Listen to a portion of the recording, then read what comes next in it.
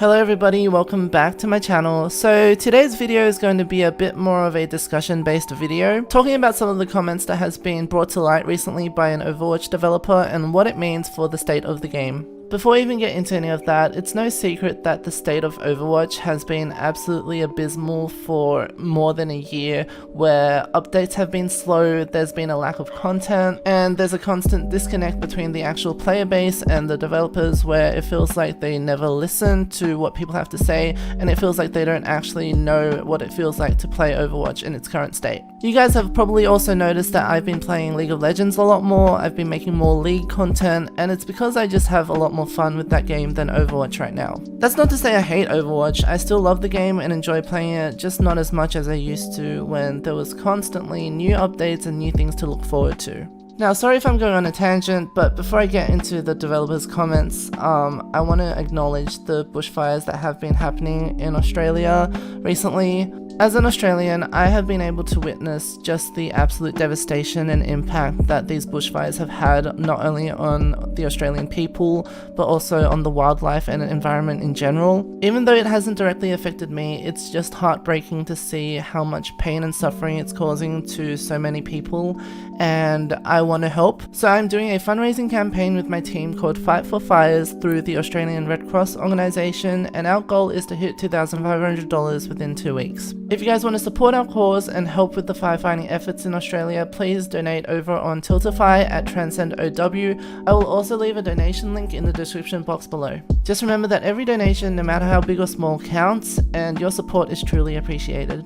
Now, putting that aside, today Josh, an Overwatch game developer, posted on the Blizzard forums explaining their approach to hero balance in response to concerns about power creep in the game. Now, within the context of Overwatch, power creep is the idea that the average level of hero power increases in response to balance changes as well as patches. For example, newer heroes are being buffed and are stronger than older heroes, leaving them in the dust, and instead of nerfing the newer heroes so that the power level is in line with the older, more outdated heroes, Blizzard is choosing to buff the older heroes, and so the cycle continues and power creep continues to be a problem. Starting off his post, Josh talks about heroes like Genji and Soldier 76 and how they're actually not as bad in the game as people are making them out to be.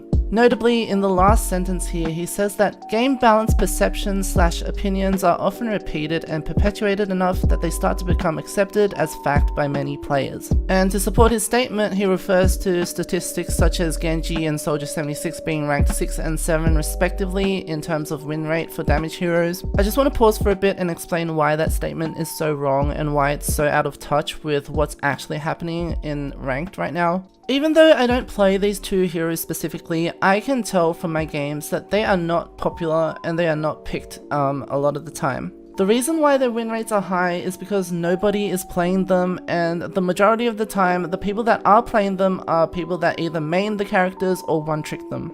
In my opinion, when you're balancing a character, you can't just look at win rates. You also need to consider other things such as the pick rates, the damage rates compared to other heroes, their elimination rates, how much times they're being picked per game, and the general community feedback, which right now is that these heroes are not meta and they're pretty bad. To give you another example, Symmetra right now has a 0.5% pick rate. Let that sink in, 0.5%. But her win rate is more than 55%. So going by the dev's logic, she must be more than fine because she has a really good win rate despite her abysmal pick rate. But we all know for a fact, because we actually play the game, that that's not the case. And if it were, she would be picked a lot more than she is right now. What's disappointing to me is that not only does it seem like the devs only care about statistics, it seems like they don't even know how to read their data and statistics properly.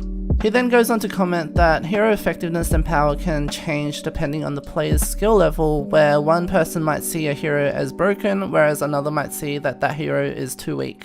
He also says that when making balance changes, they typically look at the higher end of the player base in terms of skill level, but also consider the impact that it could have on the gameplay experience of people in lower skill brackets as well. I do agree that they should be balancing characters based on their maximal potential that they can achieve, and this is generally reflected in players of a higher skill rating. But what really irks me and what I find ironic is that they have not been doing this at all in the past year. There have been so many stale metas and situations where high ranked players and professionals have voiced their opinions, but Blizzard has just discarded them, ignored them, and nothing has changed.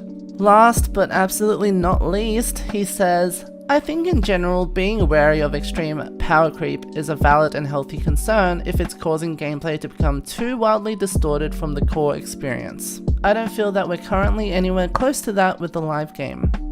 Did I read that right? Hello, have you even tried ranked at all in the past year or so? Power creep is definitely a huge problem in Overwatch right now, and it's so frustrating to see a game developer just dismissing that and saying that it's non-existent. I have said this so many times in videos before, but it really does feel like the devs live in their own bubble. They don't play the game, they don't know what the game experience is like right now, and they just make these baseless explanations that don't really hold any merit. It's such a shame because I still believe that Overwatch has such great potential, but things like this just make me lose faith, and it seems like they really don't care and they do not see the bigger picture at all. As I said, I still enjoy Overwatch, but it's honestly so disappointing to see it being so poorly managed when it could be something so much greater. But that's also why I'm trying to diversify my content a bit more, just so I don't get completely burnt out playing Overwatch when I don't enjoy it, but to also give me time to explore other games and to try other things out as well. Anyway, that is it for today's video. I hope you guys enjoyed it, and I would love to hear your thoughts and opinions, so please leave your comments down below. Please bear in mind that these are my observations and opinions as a GM/Masters ranked player. I'm sure many of you are in different skill brackets and may have different ideas, so please let me know what your perception of the balancing in Overwatch is like and whether your opinion is different from mine. As always, have a great day and thank you guys so much for watching. Just a final reminder that Australia is really burning at the moment, and any support or donations that you could give to charity to help out with the firefighting efforts is appreciated, and we truly are grateful for it. Bye guys.